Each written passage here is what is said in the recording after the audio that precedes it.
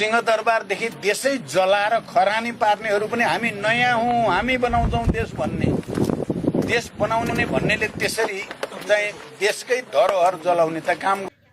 प्रचण्डजी तपाईँले पनि त देशै बनाउँछु भन्नुभयो, देश बनाउनकै लागि 17,000 मार्नुभयो, देशका मठ मन्दिर तोडफोड गर्नुभयो, देशका भयभरका ब्याङ्क सबै लुट्नुभयो, अनि गद्दीमा बसेको राजा रानीको परिवार मार्नुभयो, ब्यासमा बसेका पण्डित मार्नुभयो, अनि यो देश बनाउनकै लागि भनेर स्कुलमा पढाउने शिक्षक मार्नुभयो, अनि नयाँ शक्ति प्रदर्शन गरेर तपाईँले यत्रो संसार द्वन्द गरेर नयाँ शक्तिमा आउनुभयो। तपाईँले के बनाउनु भयो त? देश बनाउनु भयो त तपाईँले।